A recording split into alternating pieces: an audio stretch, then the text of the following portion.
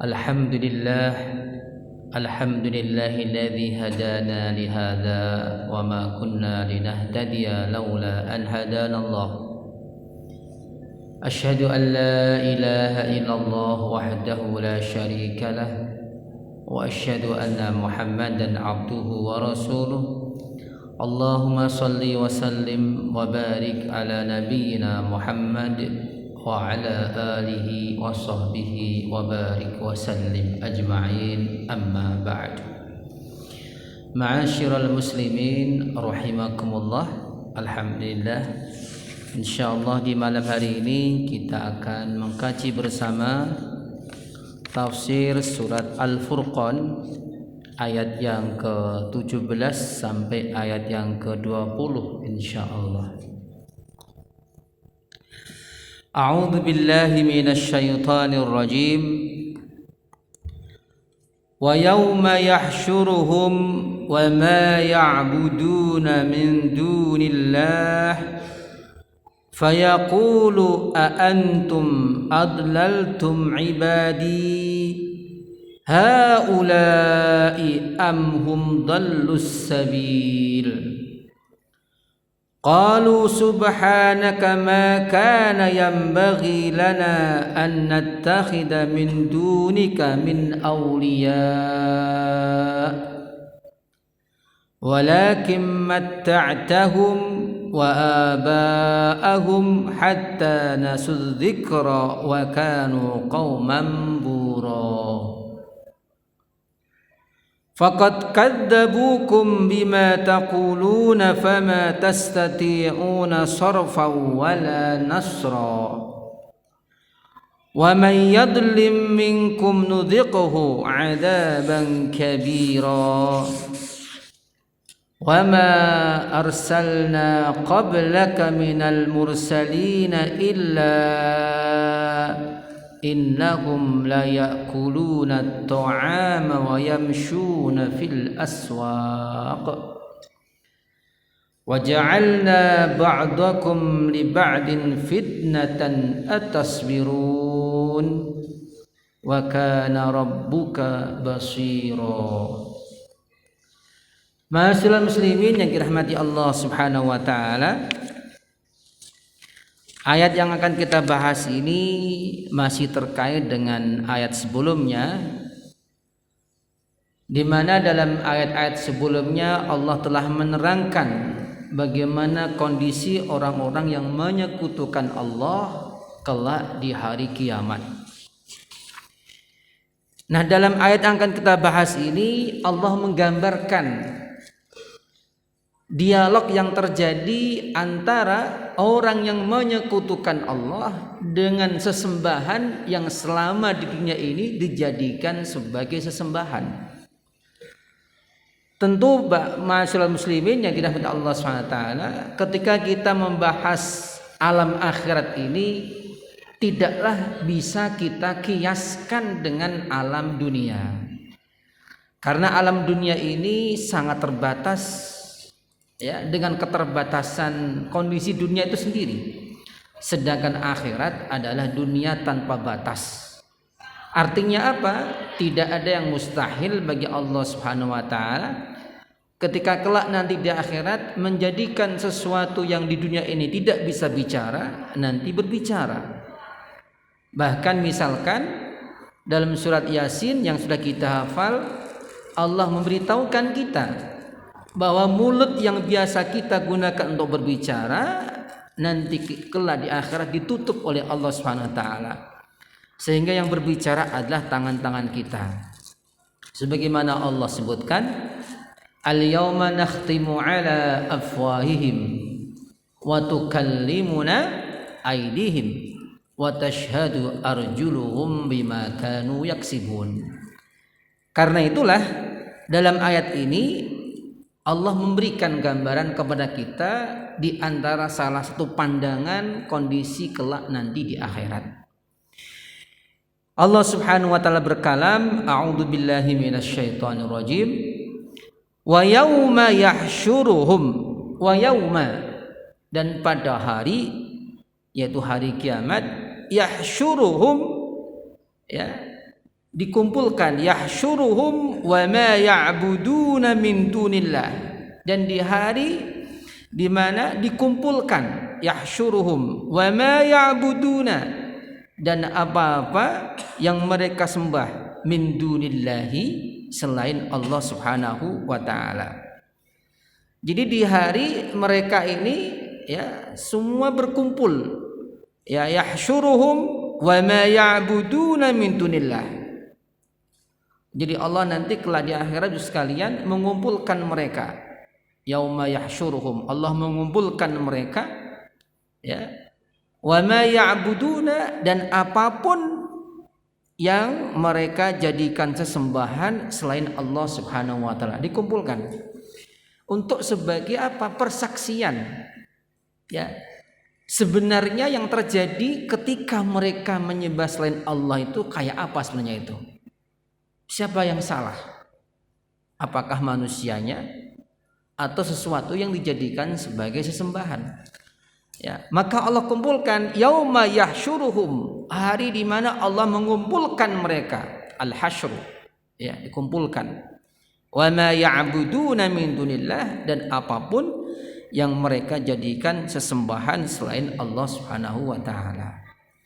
Nah, tentu sebagaimana kita pahami Bu sekalian, peradaban manusia ini ketika jauh daripada petunjuk-petunjuk yang disampaikan oleh para nabi, maka mereka ini menjadikan sesuatu yang dianggap hebat, dikdaya sebagai sesembahan. Dan itu sebenarnya menunjukkan naluri manusia itu untuk mencari sesuatu yang lebih kuat dianggapnya.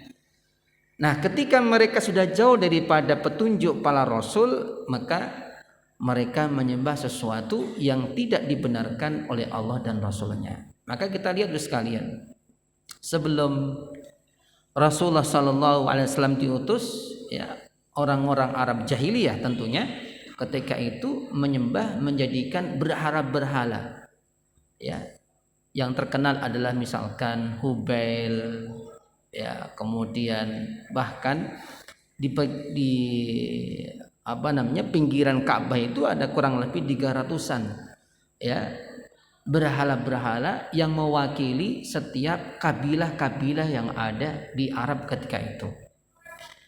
Nah, setiap bangsa seperti itu ketika mereka jauh daripada petunjuk Allah Subhanahu wa taala. Bahkan di antara mereka ada yang menyembah malaikat, menyembah matahari, menyembah rembulan, atau bahkan menyembah orang-orang yang dianggap soleh. Ya, seperti kita tahu, ya, kaumnya Nabi Nuh. Ya, bagaimana mereka awal-awal mula adalah orang-orang soleh di antara mereka. Namun dengan perjalanan waktu kemudian mereka malah menyembah orang-orang tersebut. Karena itulah kenapa di sini memakai kata ma. Ma itu kalau dalam bahasa Arab termasuk isim mausul. Ya, masuk di dalamnya yang berakal maupun yang non berakal. Tetapi di sini disebut ma karena untuk menunjukkan kehinaan, ya, sesembahan tersebut, yaitu berupa patung-patung yang tidak berakal. Nah, kembali lagi, wa yauma yahsyuruhum wa ma ya'buduna min dunillah. Di hari, ya, di mana Allah Subhanahu wa taala mengumpulkan mereka, wa ma ya'buduna, dan apa-apa yang mereka sembah, min dunillahi, selain Allah Subhanahu wa taala.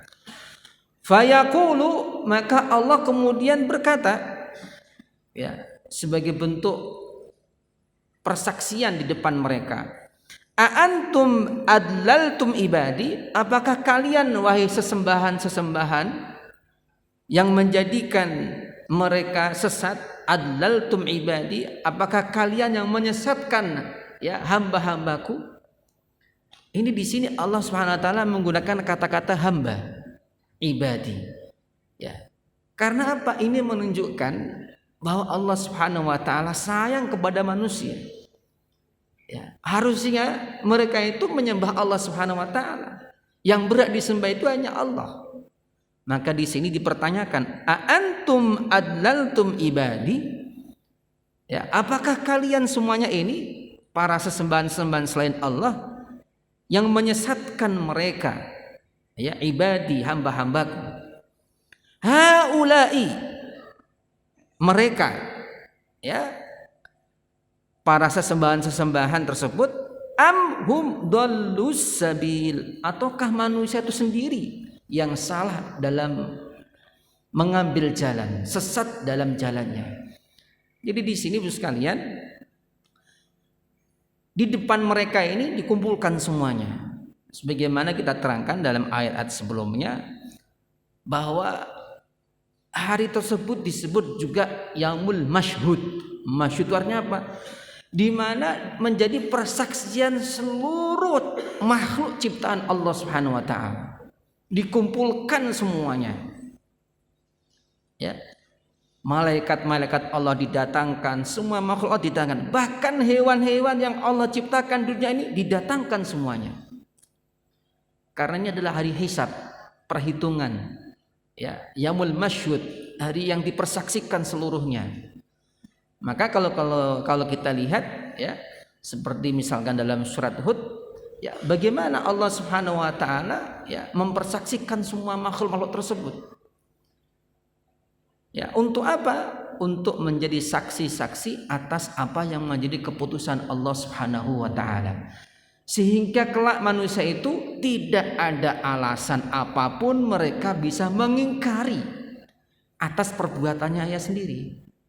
Di dunia ini kita kan suka mengingkari, oh enggak saya. Atau menutup-nutupi, atau merekayasa. Nanti kelak di akhirat tidak ada satupun orang yang bisa mengingkari. Maka kenapa Allah kemudian menunjukkan hewan-hewan ini ditunjukkan semuanya untuk dihisab juga. Dihisab dalam arti diberikan balasan. Dengan apa? Kalau hewan-hewan itu sekalian, karena hewan ini tidak mahalut taklif, ya, tidak makhluk yang diberikan beban ibadah, ya, maka mereka dihisab, ya, sekiranya mereka di dunia misalkan, ya, kambing, gundang kambing satunya kemudian sampai misalkan sungunya ini pecah, suruh balas nanti di akhirat. Setelah terpenuhi sama-sama, ya, apa yang mereka lakukan, maka kemudian Allah mengatakan mereka kunu turaba, jadilah kalian menjadi debu. Dan inilah yang menjadi pandangan orang-orang kafir ketika itu. Sehingga mereka ini mengatakan sebagaimana dalam surat An-Naba dikatakan, wa yaqulul kafiru ya laitani kuntu turaba. Jadi orang-orang kafir itu ketika melihat terjadinya persidangan antar hewan itu, dan ketika mereka selesai dibalas, mereka jadi debu, maka orang-orang kafir berharap, aduh, kalau seandainya aku, ya, menjadi debu seperti mereka, selesai. Tapi itu tidak berlaku bagi manusia. Manusia kelak nanti di akhirat akan mendapatkan balasannya. فَمَنْ يَعْمَلْ مِثْقَالَ ذَرَّةٍ خَيْرًا يَرَهُ وَمَنْ يَعْمَلْ مِثْقَالَ ذَرَّةٍ شَرًّا يَرَهُ. Sekecil apapun kebaikannya kita lakukan, tidak ada satupun orang yang bisa melihat, tetap saja Allah akan memberikan balasannya. Kalau baik dibalas kebaikan, kalau buruk dibalas keburukannya. Nah, di antara hal nanti yang terjadi di dalam alam akhirat adalah adanya persaksian semacam ini. Ketika mereka di dunia ini menjadikan selain Allah itu sebagai sesembahan, jadikan selain Allah sebagai tempat meminta, memuja, maka nanti di akhirat didatangkan mereka semuanya, ya, untuk mempertegas sebenarnya ini siapa yang memiliki memiliki kesalahan. Maka sih dikatakan, a-antum adlaltum ibadi, wahai para sesembahan, apakah kalian yang menjadikan hamba-hambaku tersesat? Amhum dallus sabil, atau mereka sendiri yang sebenarnya memilih jalan kesesatan? Apa jawabannya, Pak? Ini luar biasa, Allah sudah memberikan gambaran kejadian yang belum terjadi. Apa katanya? Qalu, mereka menjawab, subhanaka ma kana yanbaghi lana an nattakhidha min dunika min awliya. Subhanaka, maha suci engkau ya Allah. Makana yang bagi lana, tidak mungkin, tidak layak bagi kami an nattakhidha min dunika min auliya. Enggak layak bagi kami untuk menjadikan selainmu ya Allah sebagai apa? Sebagai pemelihara. Enggak mungkin. Kami sendiri butuh engkau wahai Allah. Jadi kami enggak mungkin mengajak mereka untuk menyembahku. Ini gambarannya Ibu sekalian bahwa nanti sesembahan-sesembahan yang dijadikan itu mereka apa? Berlepas diri. Berlepas diri. Sama kalau kita menjadikan orang-orang selain Allah Subhanahu wa taala sebagai tempat kita memuja-muja, tempat kita jadikan berlindungan kita, nanti dia akan berlepas diri semuanya. Artinya apa? Nanti kelak di akhirat semua masing-masing mempertanggungjawabkan amalnya masing-masing. Bahkan sesembahan yang selama di dunia ini mereka harap bisa menolong, mereka harap bisa memberikan syafaat kelak nanti di akhirat, ternyata apa? Tabri'ah, mereka berlepas diri dan mengatakan subhanaka, maha suci engkau ya Allah. Artinya apa? Bahwa perbuatan menyekutukan Allah itu tidaklah pernah diperintahkan oleh Allah Subhanahu wa taala. Termasuk apa Bapak sekalian? Ayat ini kenapa disampaikan oleh Allah? Karena ketika Al-Quran ini turun Bapak sekalian, ada sebagian kepercayaan itu menjadikan selain Allah sebagai anak Allah. Ya. Maka mereka menjadikan Isa sebagai anak Tuhan, Maryam sebagai apa? Ibu Tuhan. Maka Allah SWT secara tegas mengatakan, laqad kafara alladziina qalu innallaha salisun salasah. Sungguh telah kafir. Jadi ini pernyataan dari Allah. Karena apa? Ketika Al-Quran turun sudah ada umat-umat semacam itu. Mereka mengaku mengikuti Nabi Isa, tetapi mereka menyalahi ajaran Nabi Isa alaihissalam. Karena risalah tauhid yang dibawa oleh Nabi Isa dan Nabi Muhammad itu sama, dan ketika turun Al-Quran terjadi penyelewangan semacam itu, maka Al-Quran meluruskan.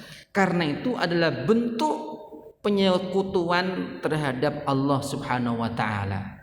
Maka dikatakan oleh Allah dalam surat Al-Maidah, laqad kafara alladziina qalu innallaha tsalitsun tsalatsa. Sungguh telah kafir orang yang mengatakan bahwa Allah itu adalah Trinitas. Jelas Pak nggih, clear nggih. Jadi bukan kita membuat-buat, tapi ini adalah pemberitahuan Allah Subhanahu wa taala. Jadi tidak mungkin salah. Karena itulah kenapa umat Islam ya diwanti-wanti oleh Allah Subhanahu wa taala. Diwanti-wanti oleh Rasulullah sallallahu alaihi wasallam, jangan sampai kita jatuh kepada disebut dengan mengkultuskan seseorang. Itu kan gara-gara mengkultuskan, Pak. Menempatkan seseorang tidak pada tempatnya. Sama, kita semua ini diperintahkan untuk mencintai Rasulullah. Tetapi jangan sampai mendudukkan Rasulullah melebihi kedudukannya sebagai nabi dan hamba Allah Subhanahu wa taala. Ya. Maka sampai-sampai Ibu sekalian, ya, perilaku semacam itu terjadi ya di zamannya Nabi Isa alaihissalam. Sebagian orang menjadikan Nabi Isa sebagai Tuhan, sebagian orang sebaliknya menuduh bahwa Isa itu adalah anak perzinaan, sebagaimana dilakukan oleh sebagian orang-orang Yahudi. Maka Allah SWT menurunkan Al-Quran sebagai muhaimin. Muhaimin itu sebagai apa Pak? Sebagai penjelas, ya, muhaimin untuk menegaskan kebenaran, ya, sebagai hakim mana yang benar, mana yang salah. Maka kenapa di sini dikatakan qalu subhanaka ma kana yanbaghi lana an nattakhidha min dunika min auliya. Bahkan Bapak sekalian, kalau Bapak Ibu baca di akhir surat Al-Maidah, Sangat jelas sekali bagaimana Nabi Isa nanti Ibu sekalian itu berlepas diri dari umatnya yang menjadikan dia atau ibunya sebagai Tuhan sesembahan. Ya, karena tidak mungkin seorang nabi utusan Allah mengajarkan umatnya untuk menjadikan dirinya sebagai sesembahan selain Allah Subhanahu wa taala. Ya. Nah, Bapak Ibu yang dirahmati Allah Subhanahu wa taala, jadi mereka mengatakan qalu subhanaka ma kana yambaghi lana an nattakhidha min dunika min awliya walakin matta'tahum wa aba'ahum hatta nasudzikra. Nah, ini perlu kita garis bawahi, Pak. Penyebabnya itu apa? Walakin matta'tahum, tetapi yang terjadi wahai Allah, Engkau telah memberikan kemudahan hidup, kenikmatan hidup kepada mereka, wa aba'ahum, dan nenek moyang mereka, hatta nasudzikra, sehingga mereka lupa peringatan-peringatan Allah Subhanahu wa taala, peringatan-peringatan para nabi-nabi yang diutus oleh Allah Subhanahu wa taala, wa kanu qauman bura. Akibatnya apa? Mereka menjadi umat-umat yang celaka atau umat-umat yang binasa. Nah, dalam ayat ini sekalian memberikan peringatan kepada kita. Ada semacam korelasi hubungan. Orang naik hidupnya ini serba keturutan, serba mewah, serba makmur, biasanya lupa Allah. Berbeda dengan orang yang susah, kekurangan ini, dia lebih mudah untuk apa? Ingat Allah. Ya, dia lebih mudah untuk ingat Allah. Walaupun tidak semuanya seperti itu, tapi ada hubungannya Bu sekalian. Makanya kenapa Bapak Ibu yang dirahmati Allah Subhanahu wa taala, orang mukmin itu harusnya, ini idealnya Bu sekalian. Ideal itu ya sepatutnya. Ya, seorang mukmin itu memiliki karakter apa? Jika dia mendapatkan sesuatu yang menyenangkan hatinya, dia mampu bersyukur. Jika diuji oleh Allah dengan berbagai macam ujian, dia mampu bersabar. Maka kata Rasulullah SAW dalam hadis yang diriwayatkan oleh Imam Tirmidzi, ya, hadisnya sangat jelas sekali. Ajaban li amril mu'min. Sungguh unik perilaku orang mukmin. Jadi Rasulullah mengatakan orang mukmin, Pak, bukan orang muslim. Karena ada perbedaan antara muslim dengan mukmin. Orang yang bersyahadat, orang yang mengaku KTP-nya Islam, dia muslim, tapi belum tentu mukmin. Karena mukmin itu apa? Dia memiliki keyakinan yang kokoh, yang kuat, sehingga iman itu menjadi motor penggerak untuk menjadikan dia menjadi orang yang bisa berbuat kebaikan, menyebarkan kebaikan kepada sesama. Maka orang mukmin itu selalu energik. Orang mukmin itu selalu memiliki sebuah positif dalam kehidupannya. Maka dikatakan ajaban li amril mu'min, sungguh unik perilaku orang mukmin. Kenapa ya Rasulullah? In asobahu khairun syakar.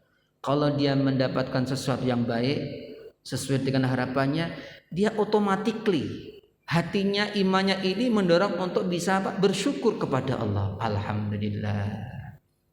Ya, masih diberikan kesehatan, masih diberikan kemampuan untuk ke masjid, masih diberikan untuk bisa bersedekah, masih diberikan untuk bisa bangun malam. Ini nikmat luar biasa, Pak.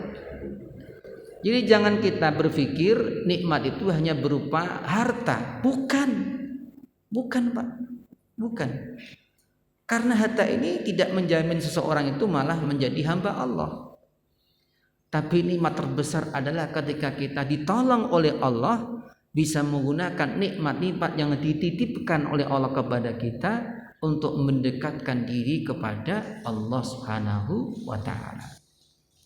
Wa in asabahu syarrun, kalau orang mukmin ditimpa sesuatu yang buruk, ya seperti kita sekarang lah, kondisi Covid enggak selesai-selesai, kapan selesainya? Kemana-mana harus pakai masker, ya kan? Jaga jarak, macam-macam. Tentu ini banyak hal yang menjadikan kita kurang nyaman. Maka orang mukmin tetap apa? Sobaro, tetap sabar, sabar mengikuti protokol kesehatan, sabar sabar pakai masker, sabar cuci tangan, sabar jaga jarak. Ini kan butuh kesabaran, Pak. Nah, nggak sabar tuh, masya Allah. Ya, jauhi kerumunan. Ini kalau nggak butuh sabar, ya bubar, Pak. Nggak akan selesai-selesai.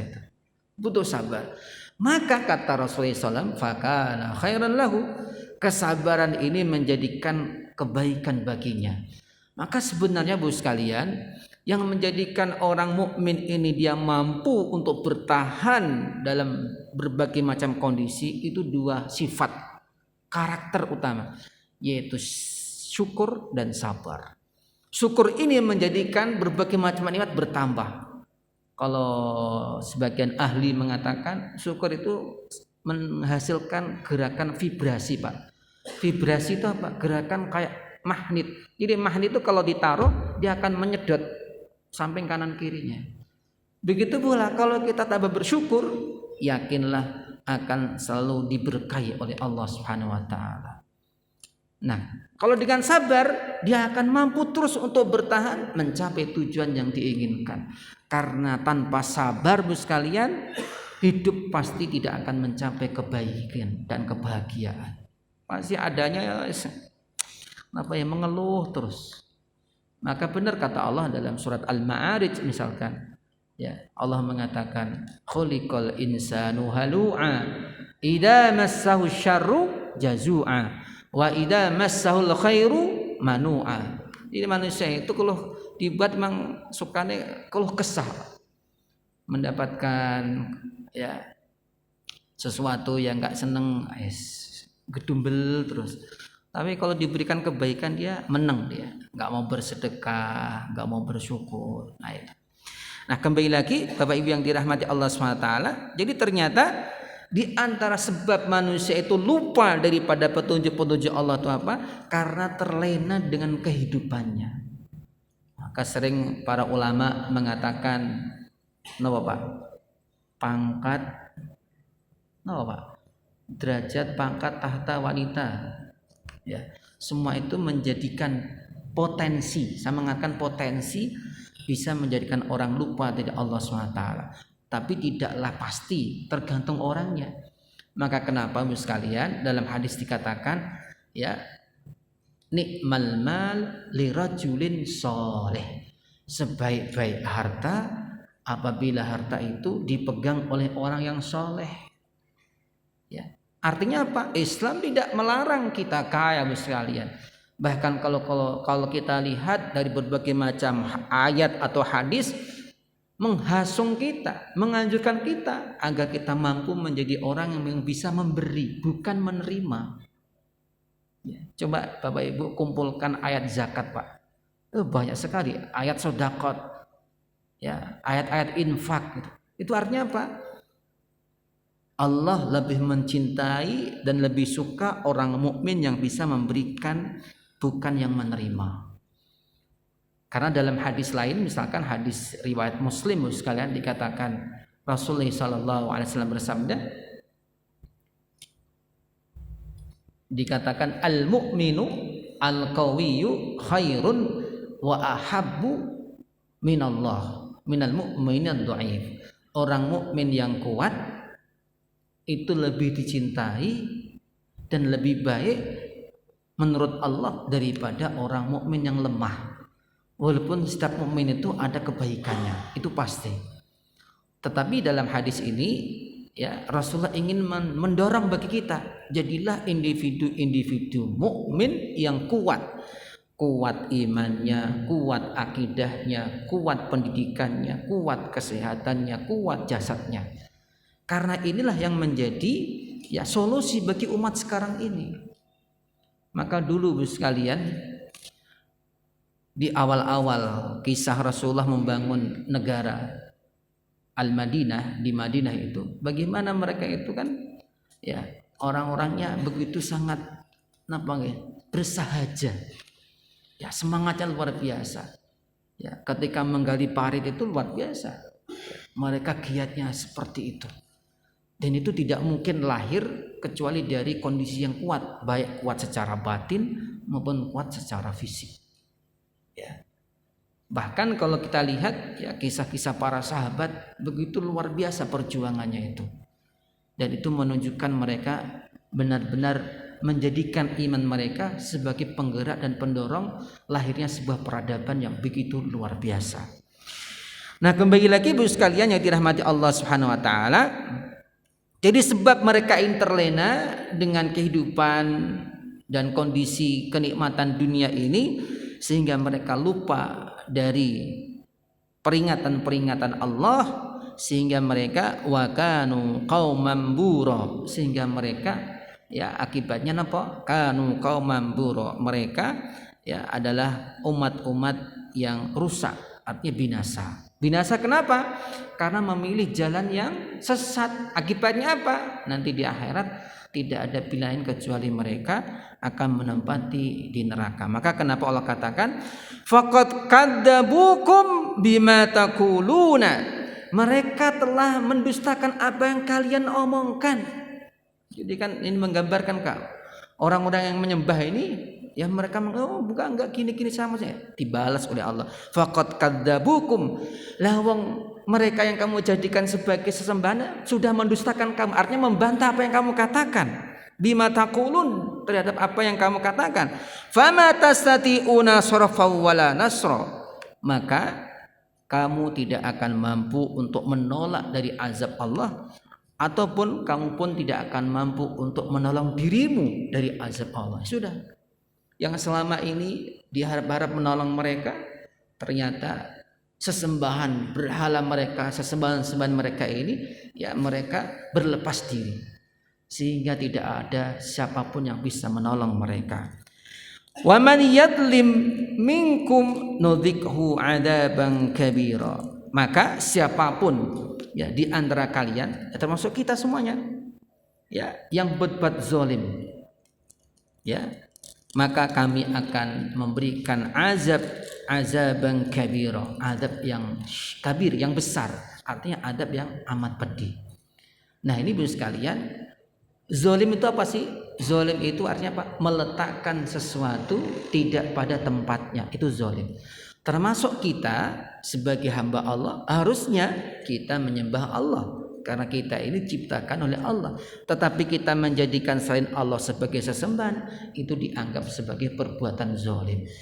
Termasuk perbuatan zalim adalah ketika kita tidak berbuat adil, ketika kita tidak memberikan amanah, ketika kita menyalahi aturan-aturan yang sudah ditetapkan oleh Allah dan Rasulnya. Maka kata zalim ini luas maknanya. Setiap perbuatan di situ terjadi kemaksiatan kepada Allah, maka itu adalah perbuatan zalim. Dan zalim itu secara bahasa artinya adalah kegelapan. Kenapa sebabnya?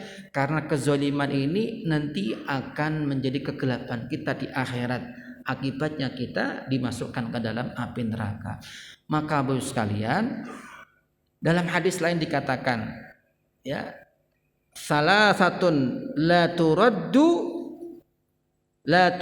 du'auhu. Ada 3 kelompok Bapak sekalian yang tidak akan tertolak doanya. Di antaranya adalah da'watul mazlumi, doanya orang yang didolimi. Nah, makanya kita hati-hati, naudzubillah, jangan sampai kita mendolimi orang ya, karena kita tidak tahu, tidak sadar ternyata dia mengadahkan tangannya ke Allah meminta. La hijaba bainahu wa bainallah, tidak ada pembatasnya Pak, sudah langsung didengar oleh Allah SWT. Yang kedua adalah dakwatul musafir, doanya orang yang musafir sekalian. Maka kalau kita musafir itu perbanyak doa. Yang ketiga apa? Ya, dakwatul aba li abnaihim, doanya orang tua kepada anak-anaknya. Nah, ini termasuk 3 hal yang tidak akan tertolak doanya.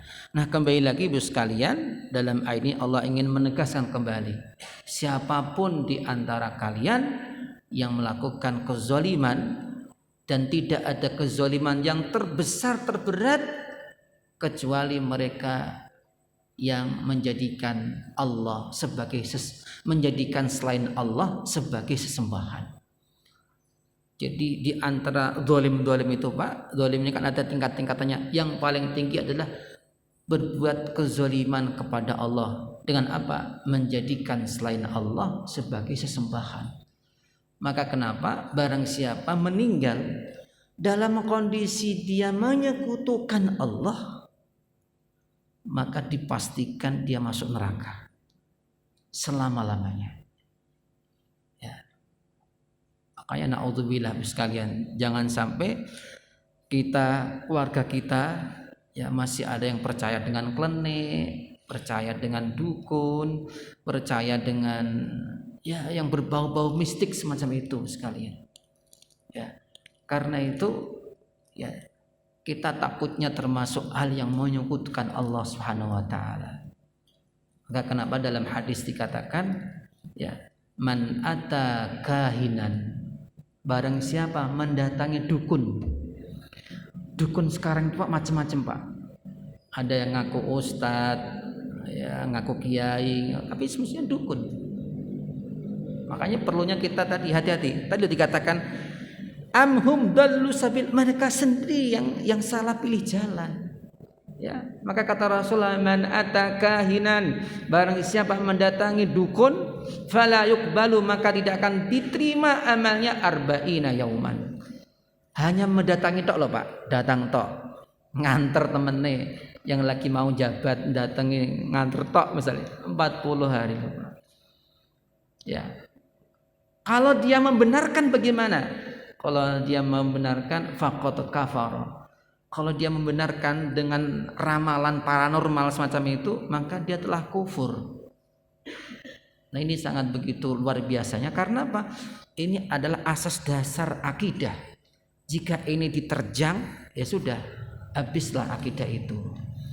Makanya kembali lagi Bapak Ibu yang dirahmati Allah SWT, di era digital sekarang ini Pak, jangan dikira sudah habis era perdukunan, semakin canggih Pak sekarang. Ya, misalkan dulu zaman SMS Pak ya, sekarang kan udah nggak ada SMS ya, jarang. Dulu zaman SMS itu sering ada gini Pak, ketik rek spasi, jodoh Anda akan Anda ketahui. Ketik rek spasi, nasib Anda akan teramalkan. Wah kayak gitu. Sama aja ini Pak. Sekarang lewat apa? Lewat YouTube. Ya, bahasannya apa? Bahasannya konsultasi kehidupan. Isinya apa? Nggih perdukunan. Ya, perlunya hati-hati semacam itu, Pak. Ya. Jadi mereka terus ya mengembangkan. Makanya kenapa orang mukmin harus selalu hati-hati menjaga imannya. Jangan sampai naudzubillah di titik terakhir ternyata dia su'ul khatimah wal iyadzubillah. Nah, Bapak Ibu yang dirahmati Allah Subhanahu wa taala, terakhir ayat yang kita bahas adalah ayat 20, wa ma arsalna qablaka minal mursalina illa an innahum la ya'kuluna at-ta'ama wa yamshuna fil aswaq. Ayat ini sekalian memberikan gambaran. Karena ayat sebelumnya tadi ada sebagian orang yang menjadikan para utusan Allah itu sesembahan. Tadi udah saya singgung nggih.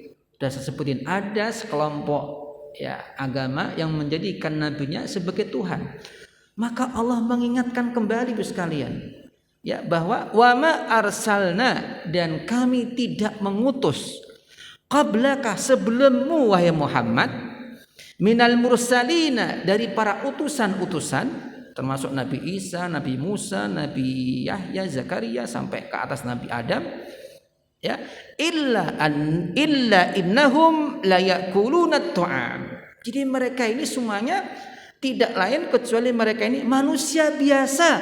Sesungguhnya mereka ini la ya'kuluna at-ta'am, pasti mereka makan sebagaimana seperti manusia. Ya makan, ya minum, ya nikah, ya punya anak, ya capek, ya sakit. Itu sama.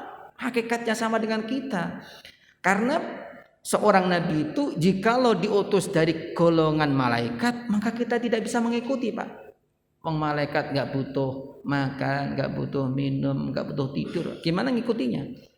Maka menjadi hikmah Allah mengangkat utusan itu dari golongan manusia agar kita bisa mengikutinya. Oh caranya begitu toh. Oh Rasulullah kalau marah kayak gitu ya. Jadi ada teladan yang kita ikuti. Tentu perbedaan antara kita dengan Nabi sangat jauh sekali. Sekalipun secara kemanusiaannya sama, tetapi secara tingkatan akhlak, kemudian perilaku, apalagi mereka ini adalah manusia pilihan Allah Subhanahu wa taala. Ya.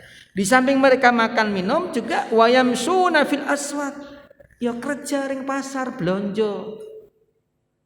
Ya, ini kan dulu kalau masih ingat Ibu sekalian termasuk hal yang diprotes oleh orang-orang kafir Mekah. Mosok Nabi kok jalan-jalan jualan ke pasar. Kalau sekarang masa Nabi kok ke mall?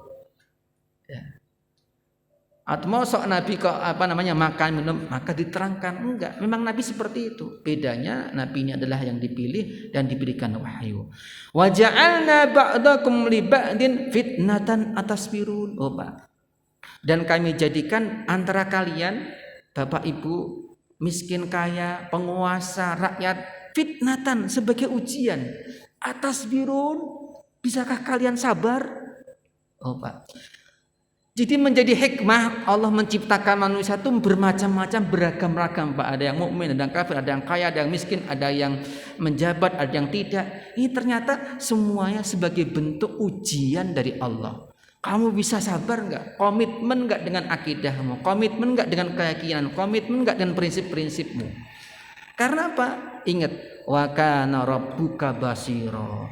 Dan pastinya Rabb kamu Allah adalah Maha mengetahui. Siapa di antara kita yang sabar, siapa di antara kita yang tetap memegang prinsip dalam menjalankan kehidupan ini. Saya kira cukup sekian Bapak Ibu yang dirahmati Allah SWT. Semoga ini ada manfaatnya bagi saya dan Bapak Ibu. Kita tutup dengan doa kafaratul majlis. Subhanakallahumma wa bihamdika asyhadu an la ilaha illa anta astaghfiruka wa atubu ilaik. Wassalamualaikum warahmatullahi wabarakatuh.